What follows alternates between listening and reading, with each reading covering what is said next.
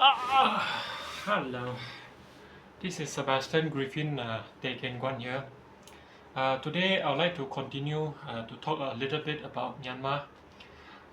This message actually is, of course, to my Chabo also. My Chabo means my children's mother, especially to Yutong's mother, because Yutong's mother is related to the Myanmar junta government. I'm not sure related to the Myanmar Army General, that factions or the rebel factions.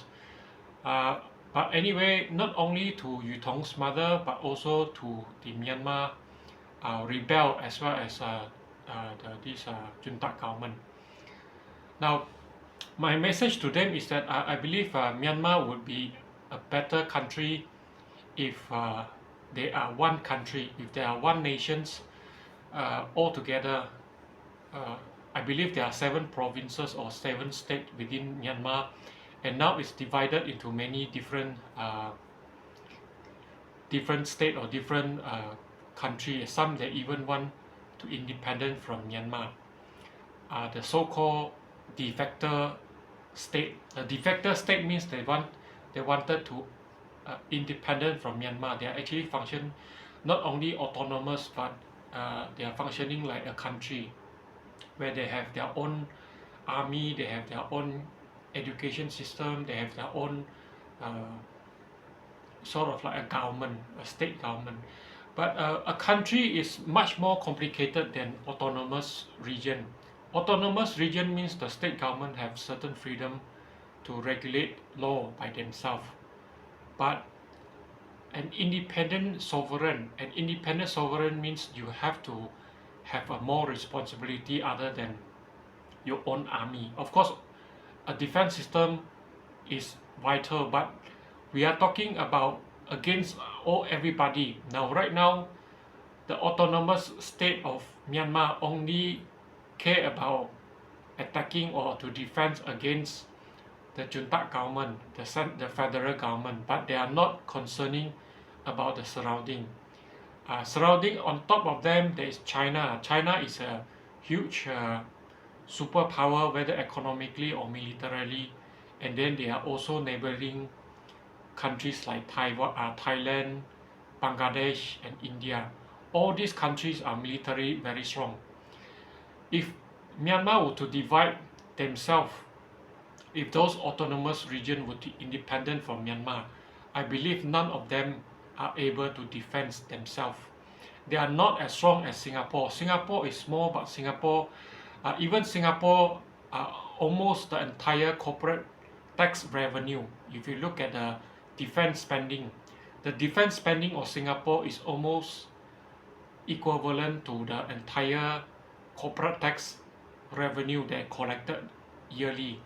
So if you look at the annual budget for defense in Singapore, a small country, is almost same as the corporate tax. So that means they are actually spending a lot of money in defense when their size are relatively small.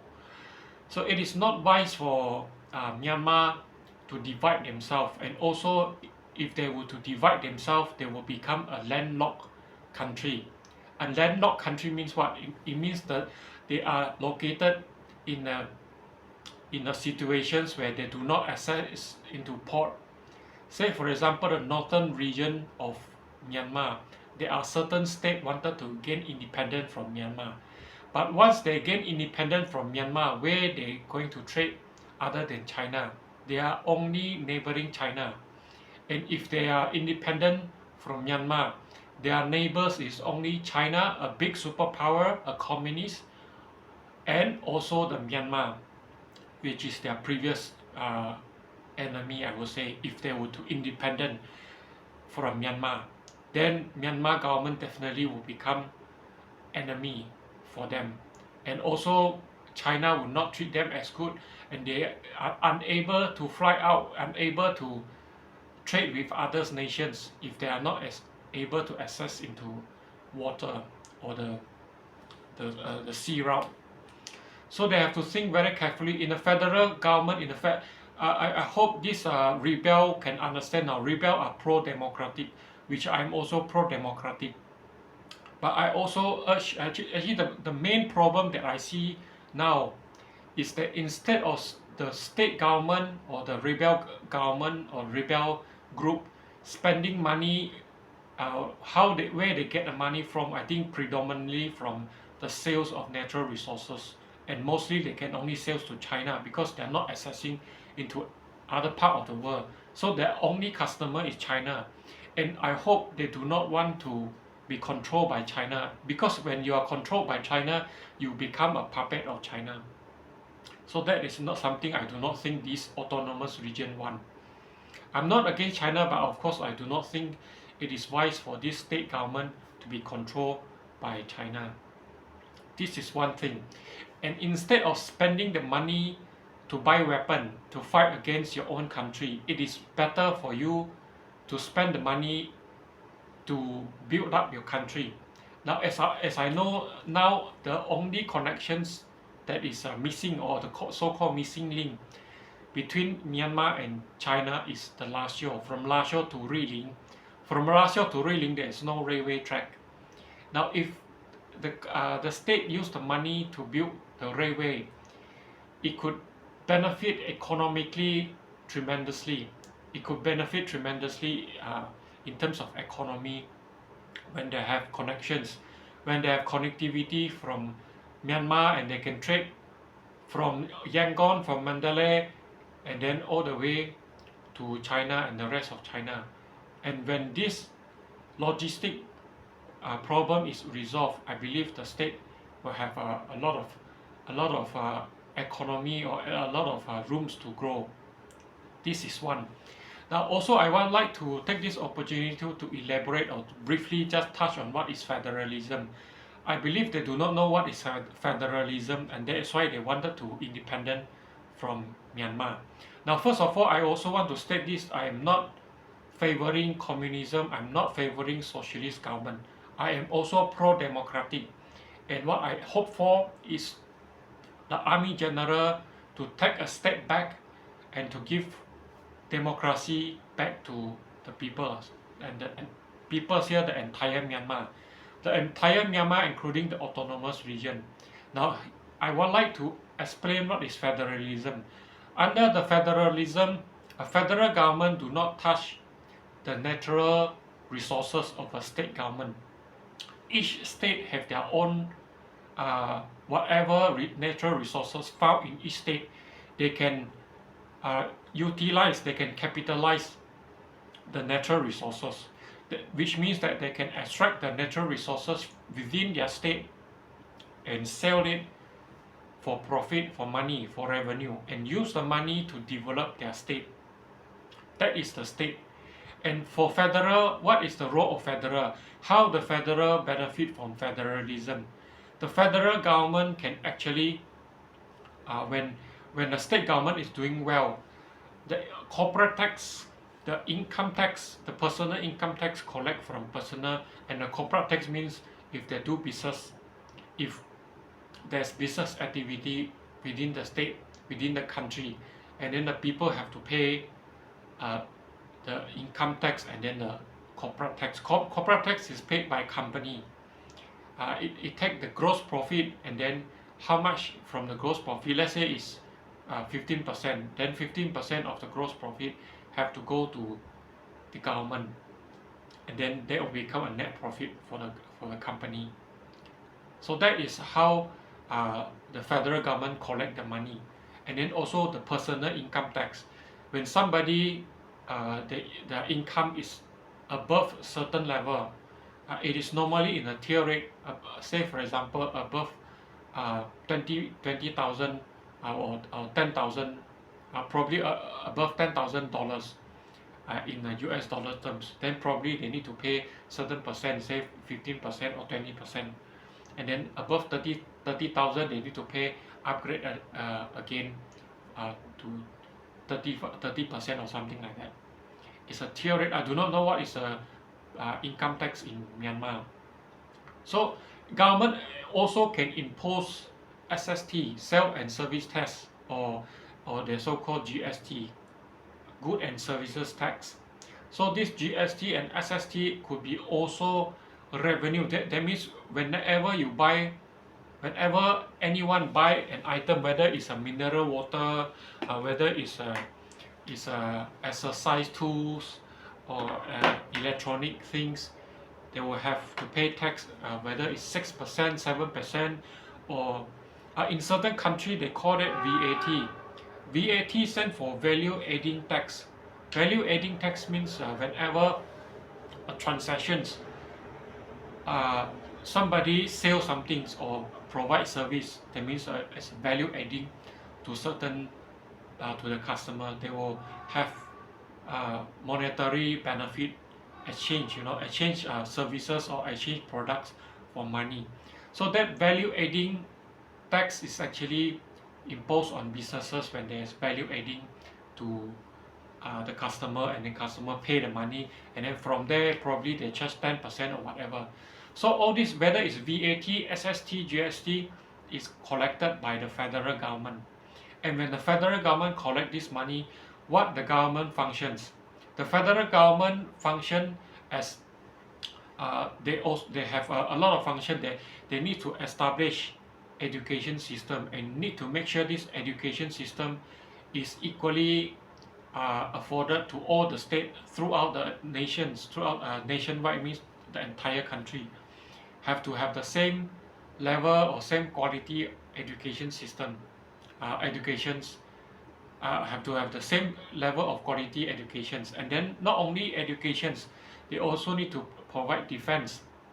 It means to protect the sovereignty from infiltrations. Now, if the autonomous state were to provide their own army, they could only probably just to defend themselves against Myanmar government, the junta government. But if they were to defend against China, if they were to defend against Thailand or any countries for the matter, I believe this tiny state with such a poor economy, they are not able to protect themselves against big countries. So this is one concern. And if they only spend money in defense, they will have the severe consequences in terms of economy development. They will have severe consequences because they will have lack of fund in terms of providing education, providing healthcare, and a lot of other things within their state. So it is best to congregate, to consolidate all this money into a federal fund, and then use this money to channel this money to fund the defense system for the entire country. It is better this way. So defense system is another, and also transportation, if there is a federal fund, the federal government actually responsible for highway. All the highway in the country is actually under the purview or the responsibility of the federal government. They need to build highway, connect all the cities and all the cities and all the state within the country, and also internationally. So that is the responsibility of the federal government. And other than highway, they also need to provide railway. Railway means they need to provide railway connectivity, logistic in terms of logistic they need to provide, and also of course flight and ferry and all that. If the federal government have money, they can provide all this. And with connectivity, those northern states nearing or bordering China, bordering Laos and Myanmar, Thailand and India and Bangladesh, they can benefit from these connections, these transportations network. They can trade with all these countries, with China, with India, with Thailand, with Laos, with Bangladesh, through the network, a well-connected network across Myanmar. So they will benefit from this connectivity. Otherwise, they will become a landlocked country. A landlocked country by themselves, it's very hard for them to develop. Countries such as Bhutan and all that, they are landlocked. So it is very difficult for a landlocked country like Mongolia. Also, Mongolia do not have a navy. They do not have navy because they do not have sea. and as a result they can only export their lamb or their sheep by flight, which is very costly and will eat up their profit margin. So it is not wise for them to be independent from Myanmar. This is what I can say. The priority now is to make the federal government a democratic one. If Myanmar can develop a democratic federal government, that means the entire country is a democratic, and this state within Myanmar they will have a lot of state. So this state, if I'm not mistaken, there are 600 over Huntao or something like that, the representative, and this representative can represent their state to debate in the parliament, whether it's for budgeting, that means the fund allocations to each and every state. They can actually make up a consolidation fund, and this consolidated fund in the government can distribute across Myanmar and benefit the entire Myanmar, whether in terms of education, as I mentioned just now. That means only one department, only one team come out with the textbook for primary school, for high school, and even for vocational school, and then they can apply the same syllabus across Myanmar. You do not need to create another team. Each state have to create another team for each education system.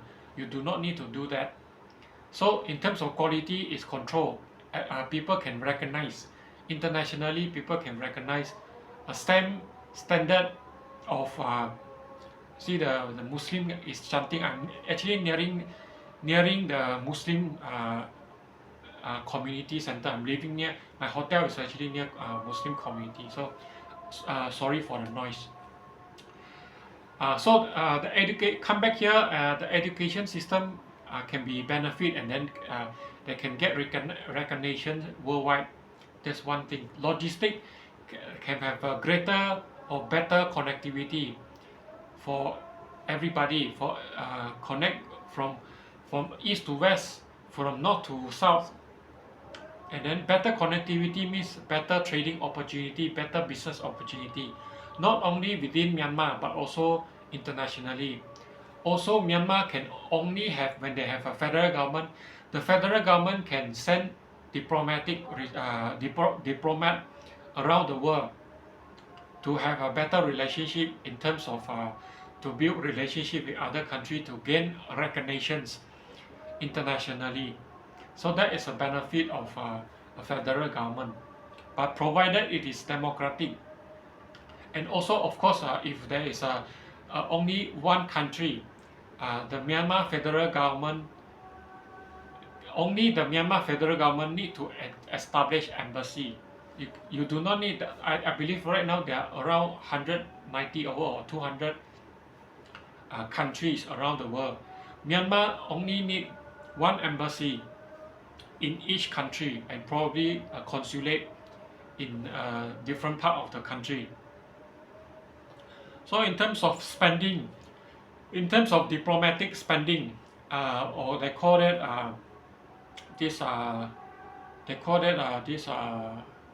not home affairs, they call it this external affairs, something like that. That means to establish embassy around the world. This can save Myanmar significantly. If you only have one country, you only need to establish one embassy and one this foreign service in each country. You do not need to establish your own. Otherwise, if let's say Myanmar were to divide it into 4 or 5 countries, those states wanted to independent from Myanmar, then around the world they will have more countries, and these more countries they need to establish their own embassy, and these are all costs incurred. Also in terms of money printing, your currency, Myanmar currency is already not very favorable. I do not think there are many countries willing to exchange from Myanmar currency. Now, if those states were to independent from Myanmar, if they will need to print their own money, they will need to print their own money, their currency, they need to regulate their own currency, I believe their monetary system will be in chaos.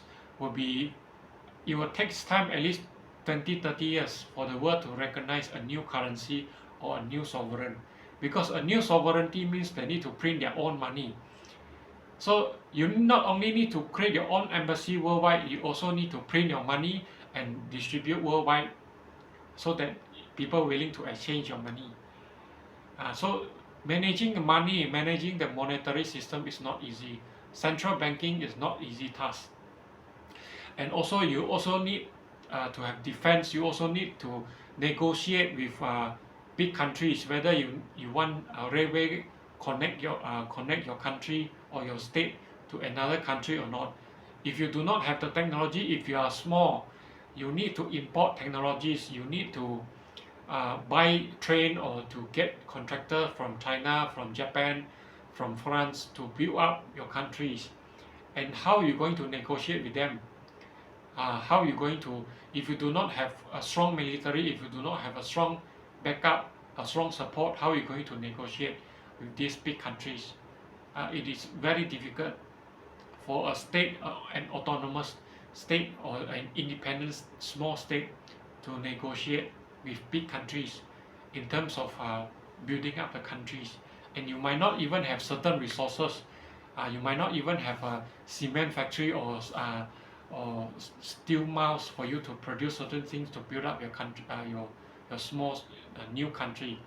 So it is best for Myanmar to remain as a country, but a democratic country where each state have their representative to represent them in the Myanmar parliament and to make laws that are applicable for the entire country, and to have a federal government make up of the representative of each state within Myanmar.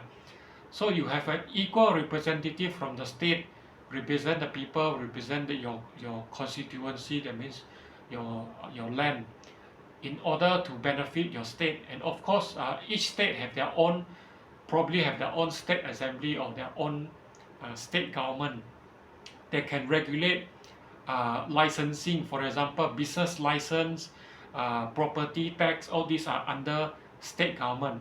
State government also collect tax, but they collect property tax, they collect land tax, they collect this.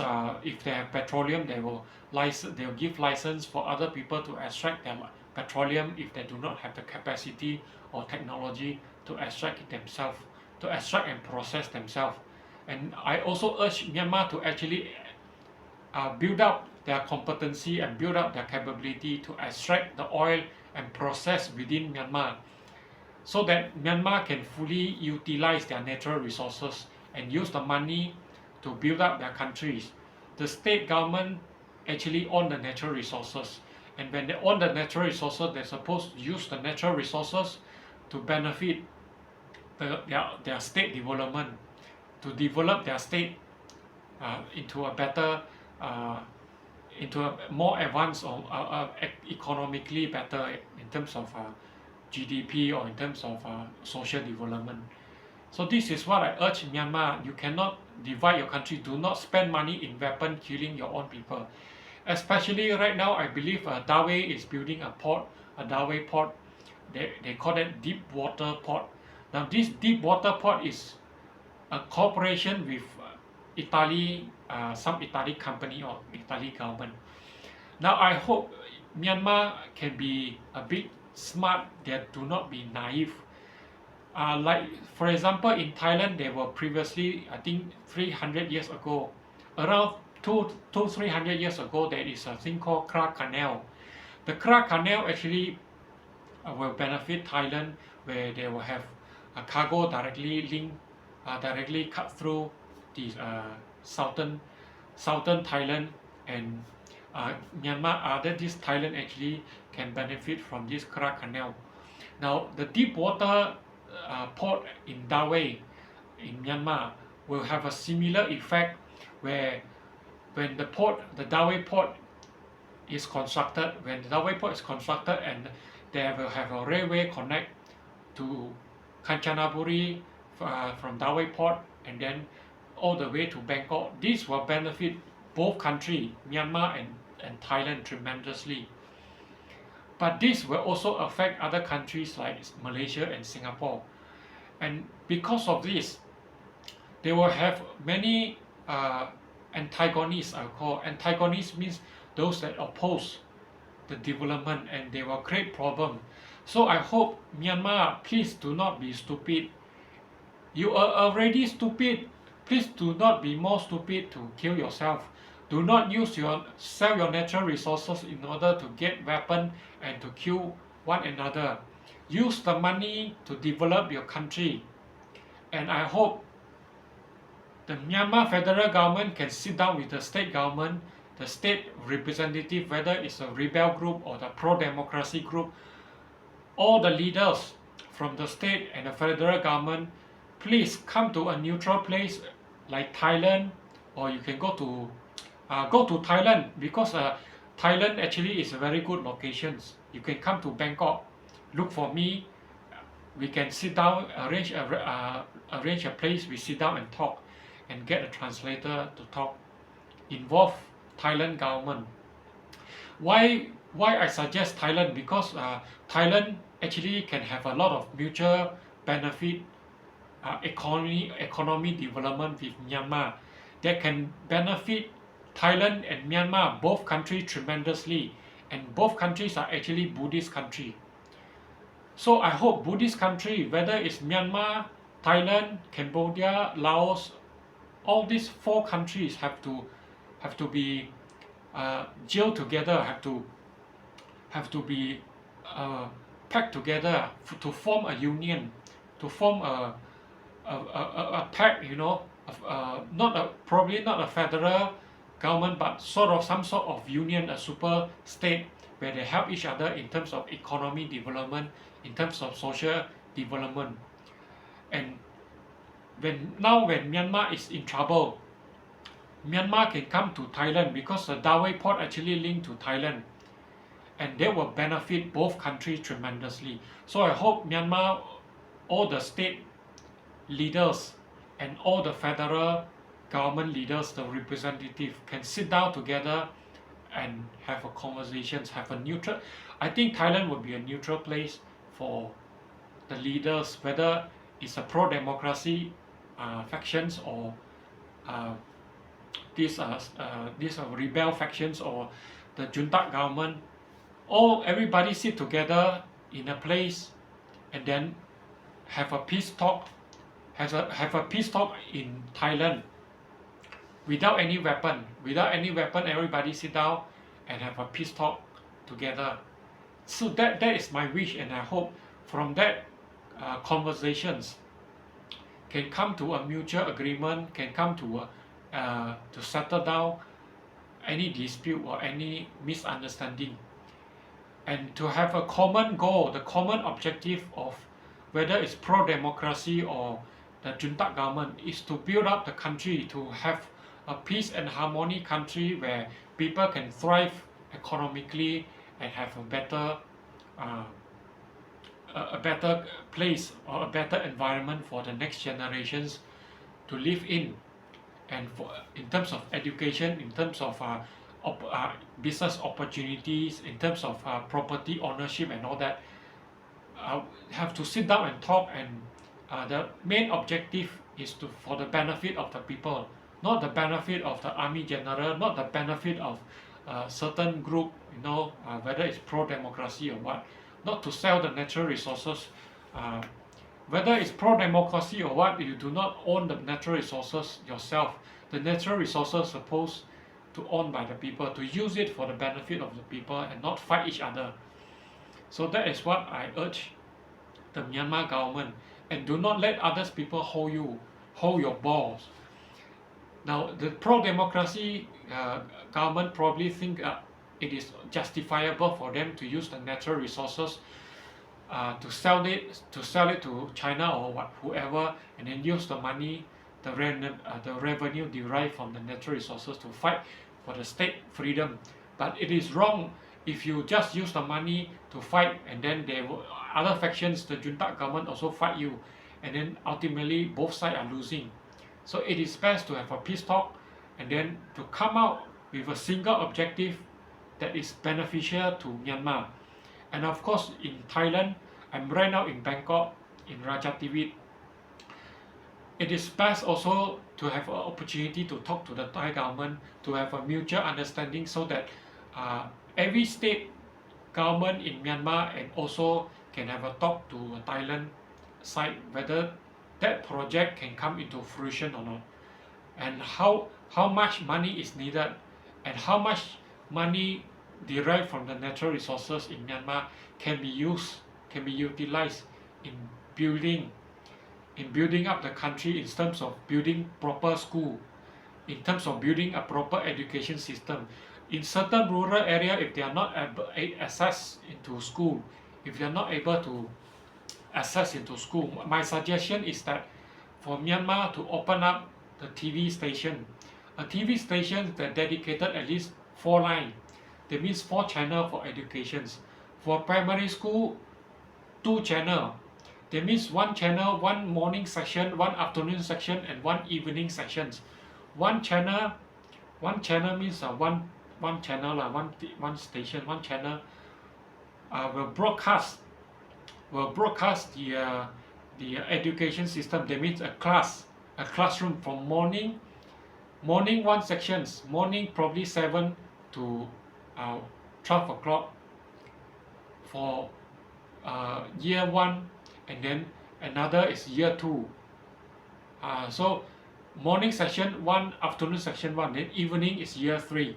So 1 channel have 3 sections, year 1, 2, 3, and then the second channel is 3, 4, 5.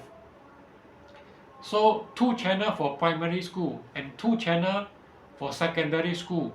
Same thing, morning sections, afternoon section, and evening sections, so that those rural area or countryside, they do not have they are not able to access into school, but they can receive radio frequency, they can watch TV, they can get a small TV from the state government or the federal government, and then they can watch the TV in their home in order to learn.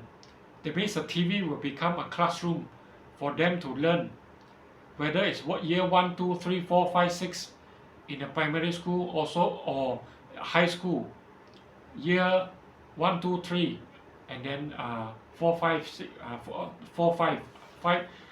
So it's 4 channel. 4 channel for education, primary school, 2 for primary school, 2 for high school. Broadcast whole day, every day broadcast.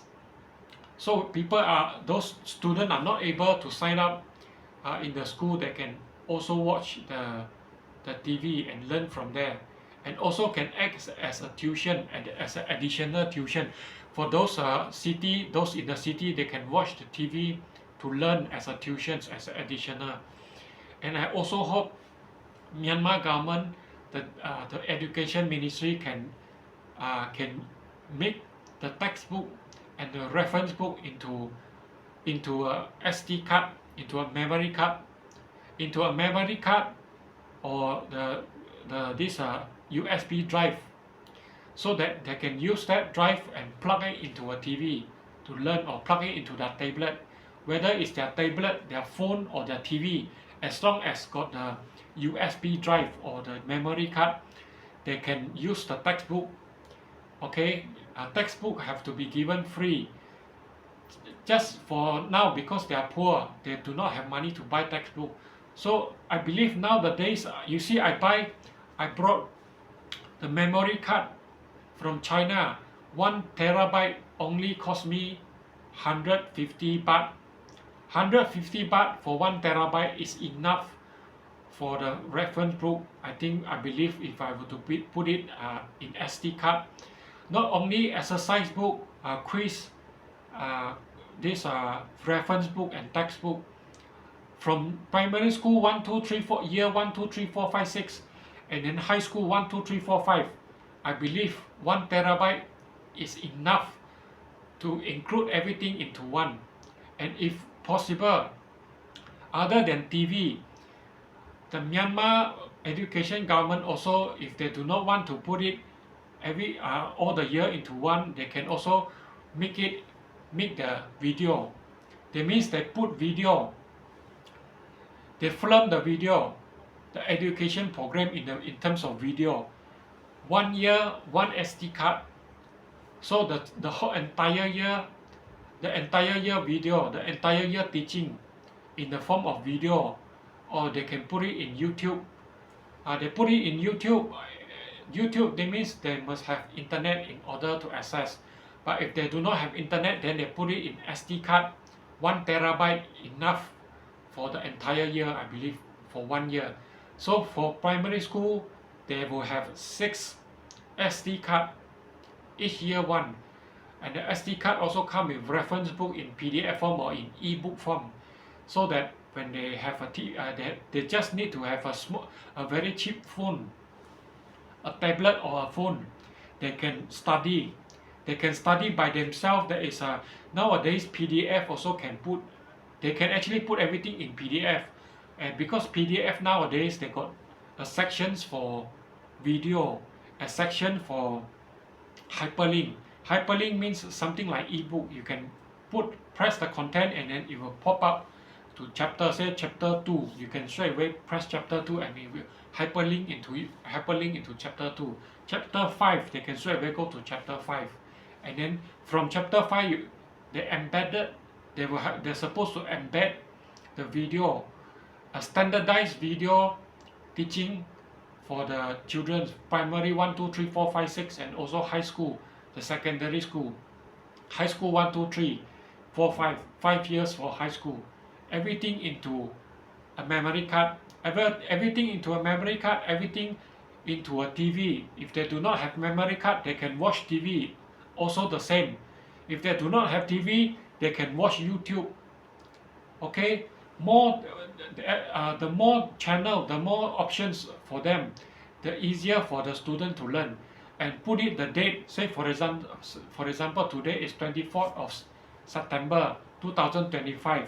So in the TV, they will broadcast what is the content, what is the education content for year 1, year 2, year 3, year 4, year 5, year 6 for primary school, and also high school, year 1, 2, 3, 4, 5. For today, what is the program? Okay, and then if they do not have the TV, they can use the phone. Their phone also the same thing. The PDF chapter, probably chapter number 10. Today is supposed they need to learn. Today is 24th of September 2025. This is what they need to learn. A video together with the content. They can watch the video at the same time they look at the content, and then there is a homework for them, and then they have to answer the homework.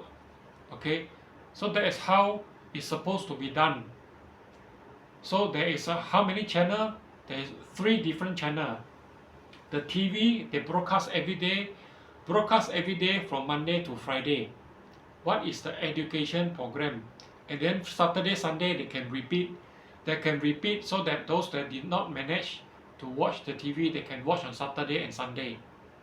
And then this is one channel. If they do not have internet, they can use TV, because there's radio reception 100% across Myanmar. And then if they do not have TV, they can use, if they have internet, they can use tablet or phone, or they can use they can use internet. If they have broadband, they have access into internet, they can use the internet to browse through the YouTube or a website dedicated for the teaching.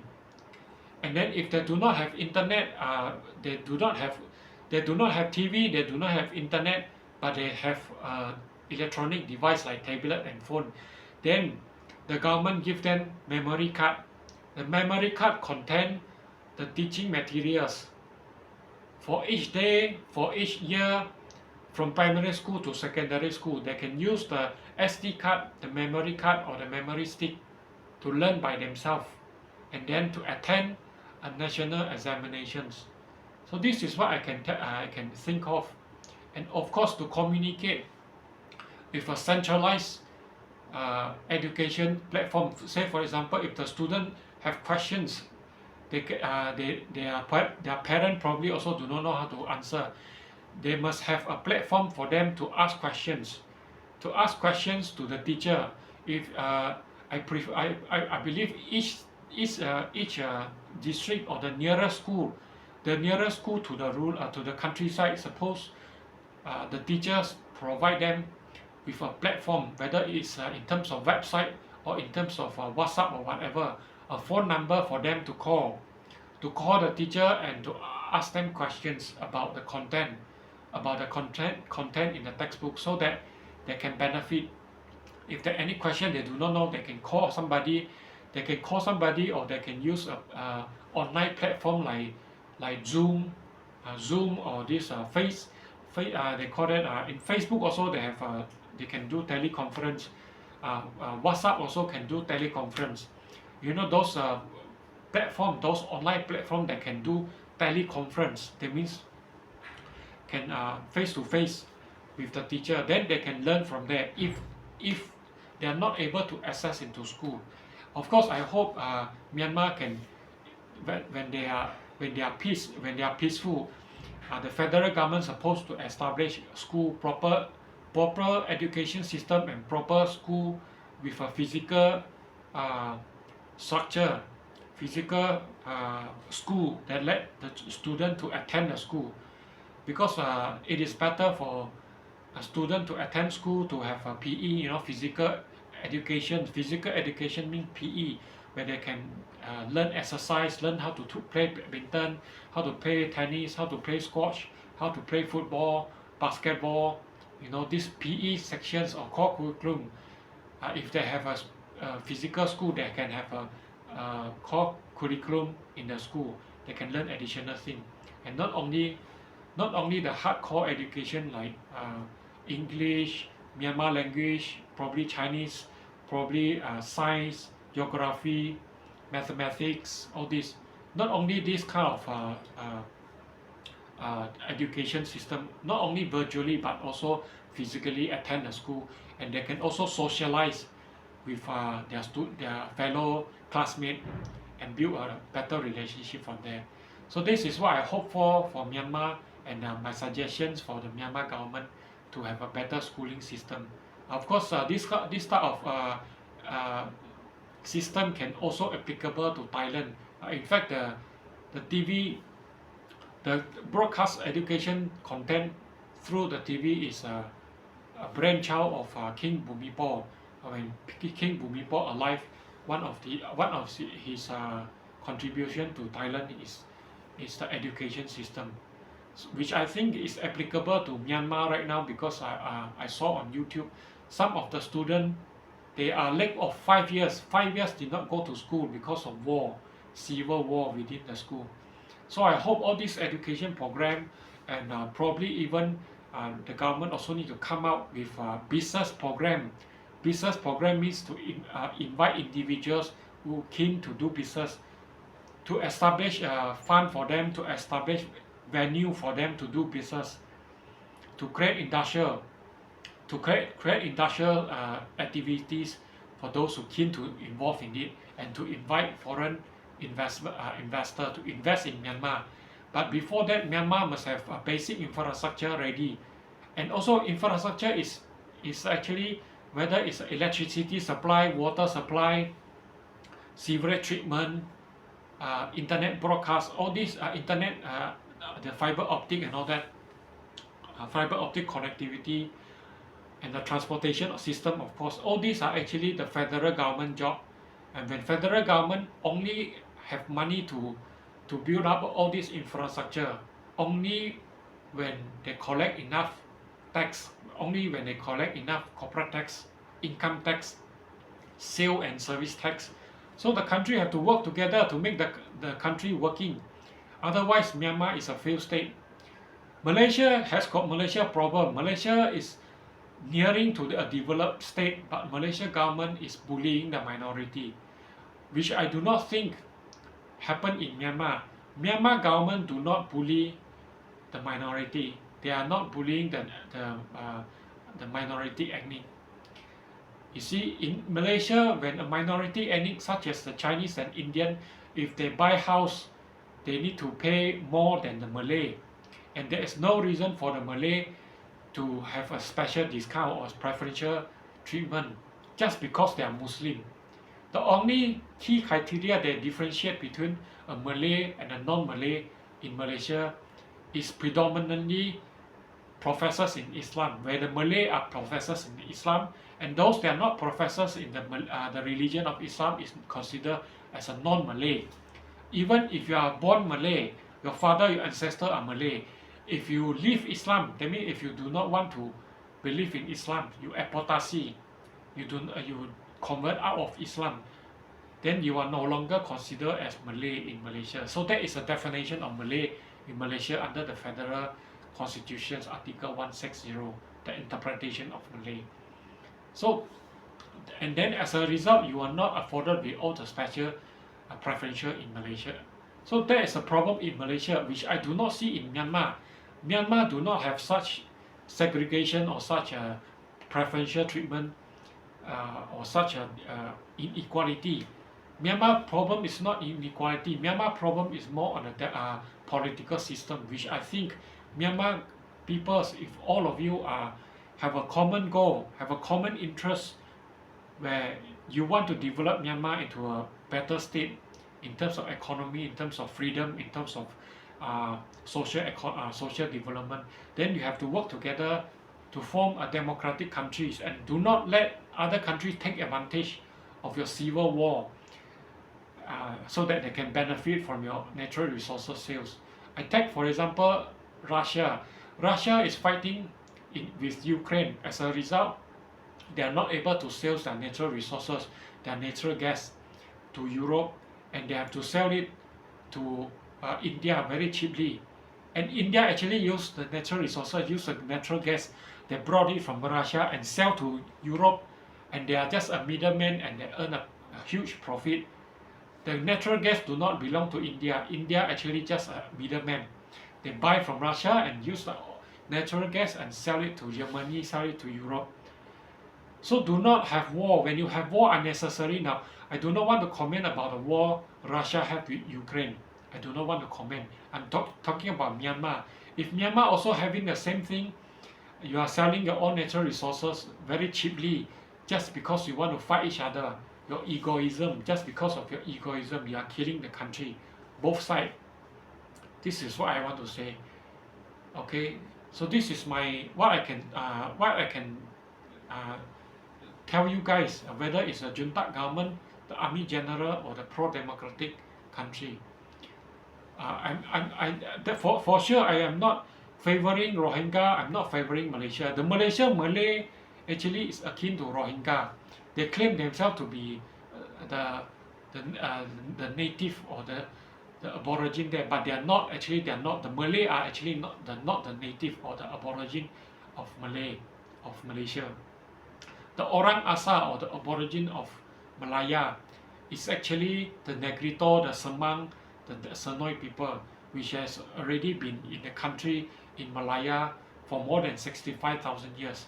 The Malay only migrated.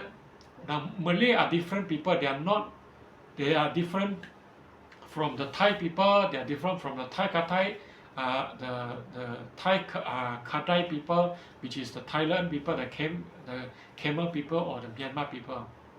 They are different. The Malay, the Indonesian people, the Filipino, Indonesian, and the Malay people, actually they are the Austronations. Austronation came from Taiwan. They do not belong to this region.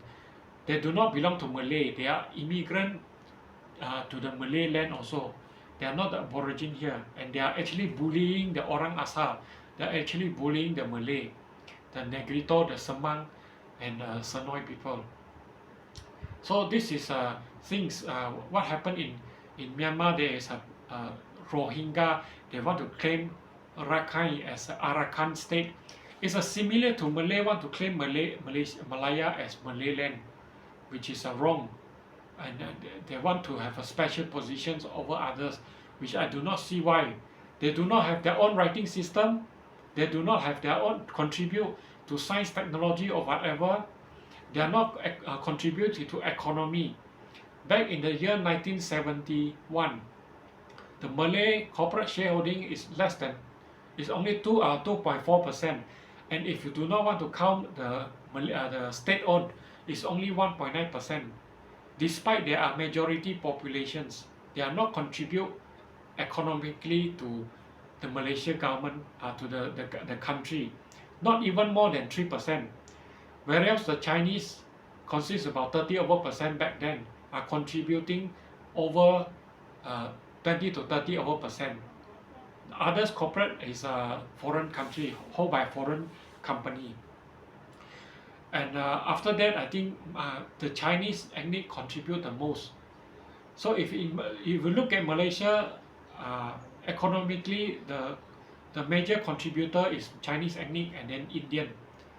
And then only for Malay are only little bit less than 3% back in those years. So I do not know whether economy they are not contributing. They do not have their own writing system. They're using in the past, the very first they're using Kawi, which is a Sanskrit script as their writing system, and then followed by Jawi. Jawi is Arabic, and then when the Western power such as the Portuguese and Dutch, followed by English, the British colonize Malaya, then they adopt Romanize the Roman alphabet. So they do not even have their own writing script. They do not even have their own writing system, and most of their language are actually borrowed from a foreign language, which have a foreign origin. So Malay, they do not even have their own civilizations. Under the terra nullius principle, they cannot even claim sovereignty because they are not civilized. They do not have their own civilizations. So there is a problem in Malaya. I hope the Myanmar do not be as stupid as the Malaysian people. And Myanmar have a lot to catch up. So I hope, please, do not create problem for yourself. I'm not a Myanmar people. I do not have anything related to the Myanmar. I'm also a refugee. I'm also a refugee in Thailand, and I do not have any legal paper with me, and I do not have any legal document with me, which hinder my movement actually, my movement within Thailand. So I hope if you come here, you please come to Bangkok. If you guys saw this video, you watch this channel, come and talk to me. And you can also, if you do not want to talk to me, also you can hold a talk in Thailand, preferably get a prior notice with the Thai government and have a meeting here and have a peace talk in Thailand. It might not involve me because I do have nothing to do with Myanmar, nothing to do with Burmese people. You guys can sit down and let Thailand government as a mediator or as an arbitrator to resolve the differences between you guys. So I hope Myanmar all the best. Thank you.